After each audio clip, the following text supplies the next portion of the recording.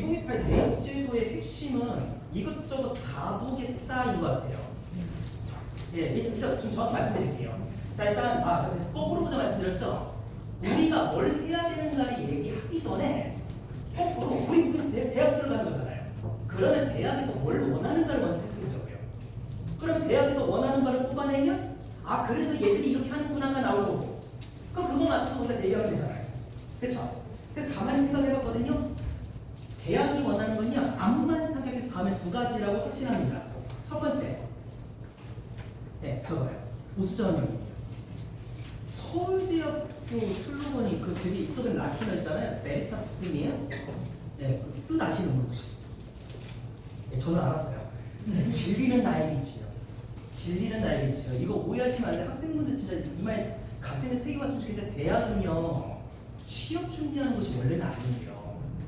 내가 진짜 원하는 거 찾고 내 삶의 목표 찾아가서 도전하는 공간에서 대학이거든요. 그렇죠? 근데 물론 현실적인 게 있죠. 대학이 애들 그런 꿈을 키워주는 공간이 되려면 대학이 이게 있어야 돼요. 실적이라는 걸 내야 돼요. 그러니까 우수자는 여기 당연한 얘기예요. 그렇죠? 근데 이 와중에 많은 문제가 생겼죠. 첫 번째, 인구수가 급감했죠. 그렇죠? 근데 두 번째, 이따 말씀드릴 건데 저 의대 전형 확대 얘기 나온 다음부터 의사들 시끌시끌 하잖아요. 근데 웃긴 게 서울 상위권 대학들도 시끌시끌해요. 아마 뉴스 보신 분 계실 거예요. 서울대 들어갔는데 의대 다시 들어갔다고 하고 보신 적 있죠? 근데 생각해보면 의대 전형까지 확대됐대요. 더 심화될 거 아니에요. 다들 인구수도 줄어든다 그러는데. 그럼 대학 입장에서는 저 두 가지 일단 목표를 충족해야 되니까 제가 볼 때는 가장 확실한 선택지는 딱 하나예요. 선발 방법부터 바꾸면 돼요. 자, 기존의 선발 방법 다시 한번 읊어볼게요. 자, 정시는 수능 성적으로 뽑는 거였죠. 그 다음에 내신, 학생부 교과는 내신 성적이었죠. 물론 학생부 종합은 전체 다 보는 거긴 한데 그래도 중심은 성적이었죠. 수치로만 지금 애들을 평가하는 이 방식 자체가 아까 그 상황을 더 급진전시켜버리는 거예요. 성적만 나오면 다시 할 수 있는 거잖아요. 무슨 말인지 이해하셨죠? 네. 그러니까 선발할 때 평가 요소 자체를 다양화시킬 수가 없는 거예요. 한 번 들어오면 와, 나 이 학기 들을 때 엄청 힘들었어. 이 생각이 박히는 순간에 안 나가거든요. 이게 제 생각이긴 해요.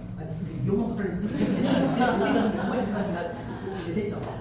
그러면 구체적으로 한번 볼게요. 선발 방식을 어떻게 바꿨는가 한번 볼게요. 단 전제를 깔아야죠. 우리는 2028학년도 대입이죠. 아쉽게도요, 아까 말씀하셨겠지만 그 2028 보면은 전체적으로 정시는 어떻게 뽑을 거야 이거 나왔는데 학교별 대입은 당연히 아직 안 떴어요. 가봐야 돼요. 여러분들 고2쯤 돼야지 정확히 나올 거예요. 그러니까 제가 지금 할 수 있는 거 2024학년도에서 25학년도 올라가면서 이렇게 바꾸네? 근데 28 대입 전형이 미리 발표가 나거든요? 이거를 미리 선반영하려고 하는 건가? 이걸 말씀드리려고 해요. 무슨 말인지 이해하셨죠? 네. 그럼 첫 번째 한번 볼게요. 일단 아까 원장님 얘기했던 건데 마지막에 얘기하신 것 같은데 수능이 통폐합됐죠? 문이과가 없죠? 이거 잘 생각하셔야 돼요. 문이과가 없다는 게요. 문제가 저 사실 이해하거든요. 진짜 이해하는데 생각해봐요. 미안해, 너 내 남자 있어요? 이거 없어? 미안해.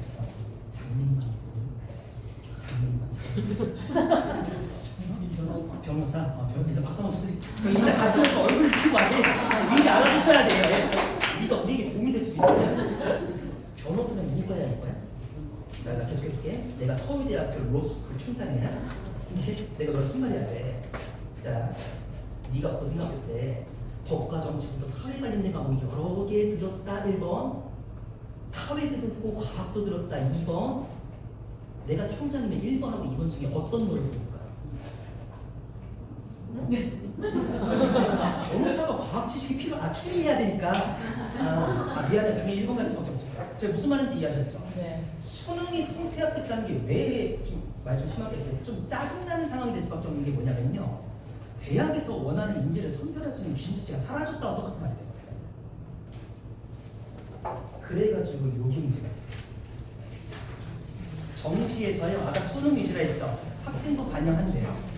근데 문제가 그냥 반영할 거라 생각했는데 비율이 문제가 돼요.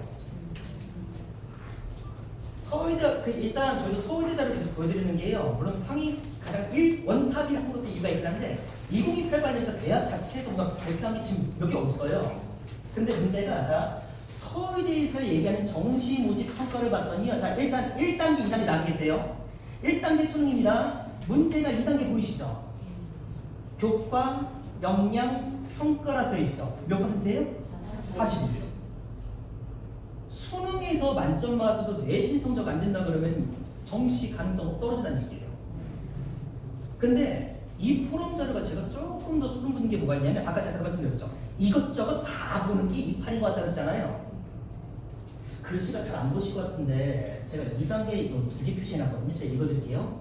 학생이 교육 과정에서 이수한 모든 교과목을 평가한대요. 자, 두 글자가 문제죠. 모든이죠. 아까 전에 교육제도 바뀐 거 보셨죠? 그 151개 과목이래요. 참 과목 수도 많죠. 그 중에 9개 과목 제외하고 절대평가와 상대평가가 다 들어간다고 그랬죠. 더 직접적으로 말씀드릴까요? 기술 과정이 들어가요. 정보 처리가 들어가요. 무슨 말인지 이해하셨죠? 근데 밑에 볼게요. 모집 단위별로 지정한 전공 연계 교과목을 선택해서 이수한 내용을 반영하는데요.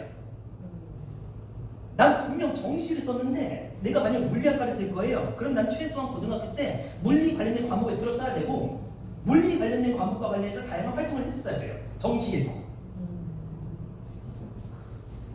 근데 이게 서울대만 이 얘기하면 제가 말을 안 해요. 아까 말씀드렸잖아요. 25학년도 입학 전형이 미리 선반영된 것 같다고요. 자, 이거 같은 얘기로 넘어갈게요. 같은 얘기라. 한양대학교거든요. 여기가 좀 발이 빠르더라고요. 26학년 걸 발표했더라고요. 근데 정시인데 보이시죠? 25학년도 그러니까 올해 고3 때까지는 수능 100%예요. 정시에서. 근데 학생부 종합평가 10%예요. 자, 이 말 잘 보셔야 돼요. 학생부 종합평가예요. 그러면 성적, 활동, 선택한 유무까지 보겠다는 거예요. 제가 그래서 그 말씀 드린 거예요. 이것저것 다 본다는 거예요. 자, 근데 자 일단 이렇게 하는 이유는 우리가 공감했어요. 수능이 변별성이 없다라는 판단 때문인 것 같아요. 맞죠? 근데 문제가 또 문제가 발생돼요. 내신도 변별성이 없죠.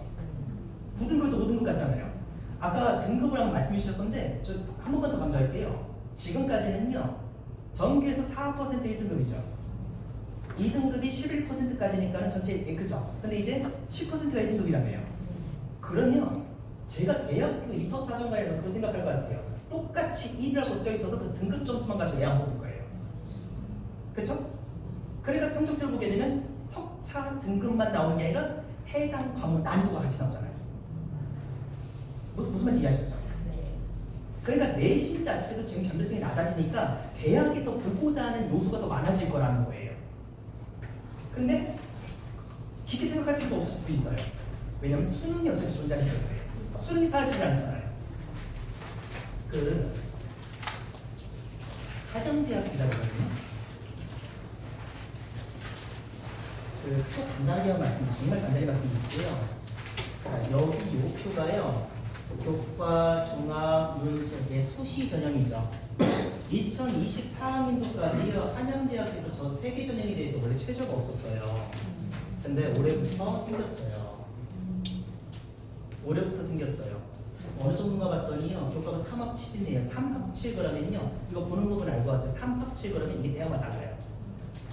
지금 현재 수능 체제로 말씀드려서 죄송하긴 한데 국수, 영, 탐이 2개거든요. 탐? 그렇죠? 3합이라고 할 때 3개 과목 합쳐서 7등급이잖아요.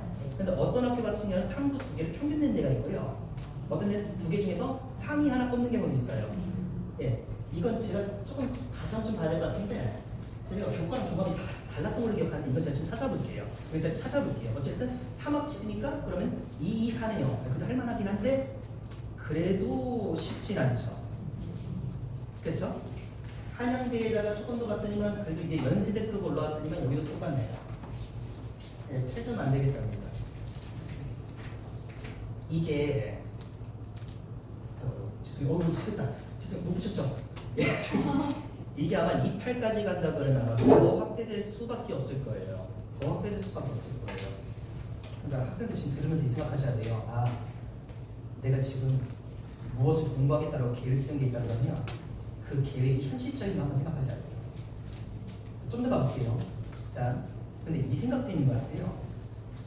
수능하고 학교 성적의 공통점이 있죠. 숫자로 제시가 되죠. 그렇죠? 여기 앉아 계신 중학생분들 중에 내 말 공감하시는 분 계실걸? 내가 98점 100점 맞았는데 집 가서 엄마한테 말을 못해요. 엄마한테 말을 못해요. 저기 말 못해요. 내가 한 3문제가 찍었는데 맞아가지고 100점 98점 그랬어요. 좀 와가 아니야? 아니 이거 무슨 걸리죠? 저희도 무슨 걸 해야 돼? 저 충땡고등학교 저기 낡은 학관 있잖아. 한국 학생 하나가 나한테 양갱이랑 제일 좋아하는 양갱이랑 레슬링 사업을 해서 왜 그렇게만 쌤만 나고 저 점수 40점 맞대. 아니야, 온가 아니라니까. 그래서 다음 학기 때 퇴원했어. 입돌려가지고. 근데 이유가 너무 웃겨. 8문제 찍었는데 8문제 다 맞았대요. 그거 하늘이 도우신 거예요. 그러니까 그때 정신 차렸어야 돼요. 자, 아무튼간에 문제는 이거죠. 점수라고 하는 그 숫자가 학생을 다 보여주지는 않죠. 맞죠? 그 아까 교과 선택하는 걸 솔직히 말씀드릴게요. 교과 선택한 것 자체가요. 그것도 솔직히 애들이 진짜 뛰어난지 판단하는 근거로 쓰는 게 돼요. 아니 하다못해 세특 같은 경우도 아실 거예요. 교과 세특도 원래 학교쌤이 써주시는 거예요. 그거 잘 써주면 학교쌤 역량이에요. 그렇죠? 그러니까 대학에서 학생 선발의 장치를 하나 더 강조할 수밖에 없죠. 면접이죠. 면접이죠. 근데 이거 면접도요. 서울대학교에서 잠깐 한번 볼게요. 이게 봤더니 아까 보시죠. 기억이 안 나죠. 원장님 논술 문제 보여주나요? 아, 자연계획 논술을 보여주나요? 서울대학교 신식 면접이 어떤 스타일이냐면요. 되게 단순해요. 정말 단순해요. 애들 딱 대기실에 있으면 문제 나눠져요. 가서 잠깐 시간 줘요. 그래서 몇 번 나오세요 하면 가요. 가서 교수님 한 3분 앉아 계시면 설명하면 돼요. 문제가 서울대학교 교수 앞에서 수학 문제 설명하면 돼요. 제가 그대로 읽어줄게요. 창의적 문제 해결 수행에 대한 다면적 신축 면접이에요. 말 참 길죠? 우린 4글자만 기억했어요. 문제 해결력. 고등학교 교과 수준에서 해결할 수 있는 문제 제시를 하고요. 애가 정말 해결할 수 있는지를 즉각적으로 보는 거예요. 왜? 서류 자체에 대한 신빙성이 좀 더 떨어지고 있으니까. 자, 면접 같은 경우도 지금 시립대학교는 이미 그걸 좀 시작하고 있어요. 어떤 식으로 시작? 시립대는 원래 봤어요. 원래 면접 봤었어요. 문제는 비율입니다. 혹시 글자 보이시나요? 24학년도까지는요. 면접 사실 서류가 60이었어요. 근데 25 계획 봤더니 5대5로 바뀌었어요. 물론 6년 계획 나와봐야지 알 것 같긴 한데 그 개인적인 소망은 5대5로 그냥 계속 갔으면 좋겠어요. 확대만 안 했으면 좋겠어요. 여기서 확대하면 많은 게 시끄러워지죠. 이게 객관적이냐라는 문제가 발생하잖아요. 그렇죠. 아마 개인적인 생각에 5대5로 쭉 가다가 얘가 학종이거든요. 아마 여기다 수능 최저 더하는 식으로 가지 않을까 하고 예상을 합니다. 여기 면접이에요. 근데 자, 대학에서 우수자원 선발할 수 있는 무기가 아직도 한 개 남았죠. 네, 맞아요. 문수지. 뒤에 가서 다시 말씀드릴게요. 좀 급하게 하네요. 죄송합니다. 저 감정이입해서 그래요. 네 번째 먼저 볼게요. 아까 전에 그 정성평가 얘기했죠. 그렇죠? 이 얘기를 안 할 수가 없네요. 지금 보시는 건 서울시립대입니다. 보면서 말씀드릴게요. 자, 우리 아이들하고 현재 고등학생들 교과 체제가 많이 달라진 거 아까 들으셨죠? 일단 현재 기준 말씀드리면요. 크게 과목이 3개예요. 공통 과목, 일반 선택 과목, 진로 선택 과목 3가지 있어요. 아주 단순히 말씀드릴게요. 공통 과목, 국영수사과학 기본 등급 나옵니다. 일반 선택 과목, 물리, 화학, 사회문화 예 등급 나옵니다. 문제는 진로 선택 과목이에요. 얘들은 등급이 나오는 과목이 아니라 성취도로 나와요. 몇 점 이상 맞았으면 A, 몇 점 이상 B예요. 자, 시립대가 지금까지 어떤 식으로 갔었냐면요. 공통 일반 합쳐서 90%에다가 진로 선택 과목을 10% 반영하는데 성적 좋은 3개만이었어요. 근데 지금 바뀐 거 보시면 글자가 사라졌죠. 상위 3과목이 사라졌죠. 그럼 답 나왔죠. 전체 다 보겠다는 얘기예요. 네, 전체 다 보겠다는 얘기예요.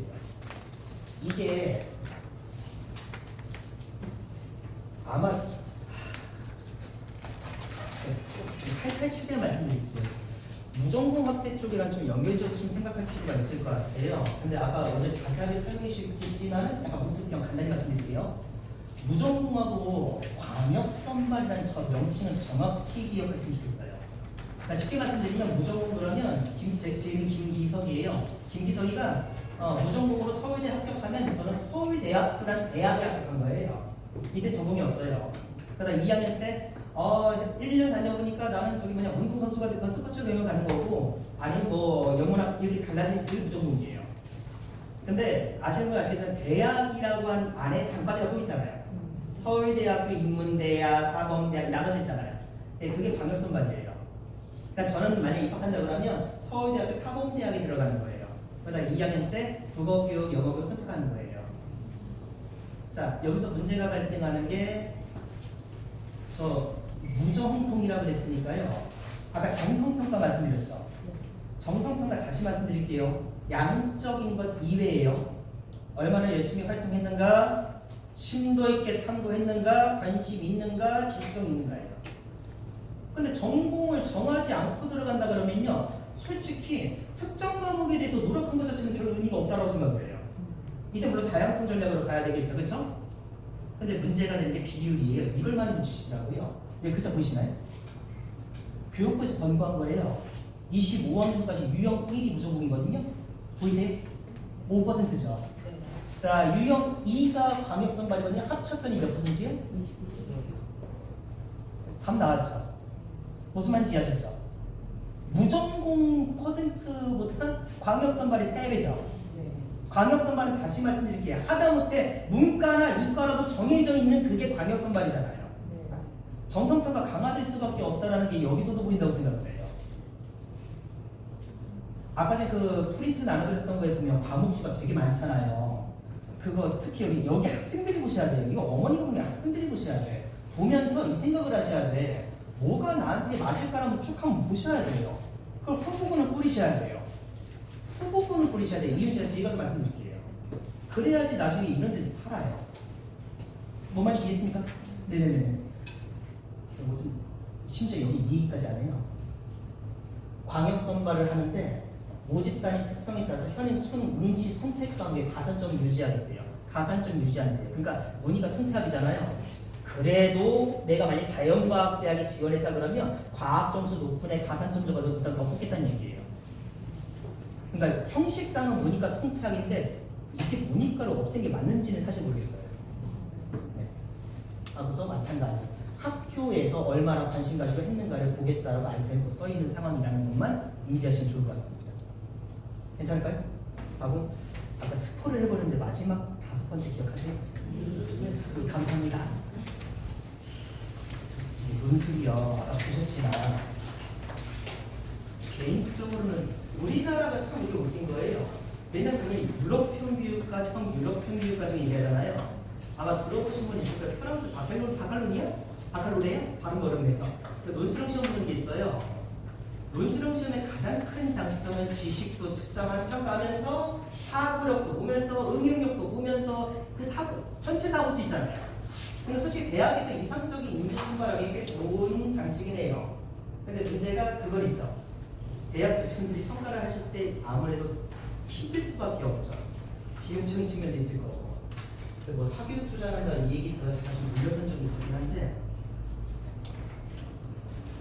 수치를 봤더니요. 다시 늘어나고 있는 추세예요.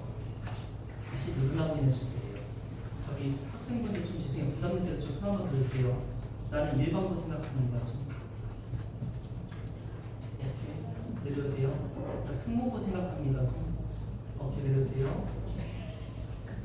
저기 일반고 손 드신 분들 내 말 꼭 기억하세요. 스스로 선택지 줄이지 마세요. 진짜 스스로 선택지 줄이지 마세요. 제가 말하는 선택지 줄인다가 무슨 말이냐면요. 정시 버리지 마시라는 거고 논술은 나랑 관련해서 생각을 하지는 말아주세요. 제가 이번 거에 대해서 이제 입시 상태 이제 쭉 해서 시청 받고 있는 중인데 애들 10월 달쯤 됐을 때요. 진짜 눈물 나가자는 얘기인데 애들끼리 친구끼리 뭐 제가 막 엘리베이터 탔다가 여학생 둘이서 수다 떨고 있더라고요. 듣고 싶어서 듣는 건 아니에요. 너무 슬펐어요. 가만히 듣고 있는데 여학생 하나가 너 어디 있을 거야? 그러더라고요. 그래서 그러니까 나 여기 쓰려고 그랬더니만 얘가 거기 쓸 수 있어 그러더라고요. 근데 죄송한데요. 쓸 수는 있어요. 쓸 수 있어. 쓰는 게 아니에요. 다만 포커스가 문제예요. 너무 교과를 한쪽만 보잖아요. 그렇죠. 논술 쪽 나중에 한번 찾아보고 이따 보여드릴게요. 제가 직접 보여드릴게요. 논술 쪽은 생각 이상을 불러주실 때는 다시 한번 보여드릴게요. 이따 보여드리면서 말씀드릴게요. 네, 아무튼 확대되고 있으니까는 대학에서도 우수점 뽑으려고 노력 중이구나 이렇게 이해하잖아요. 됐습니까?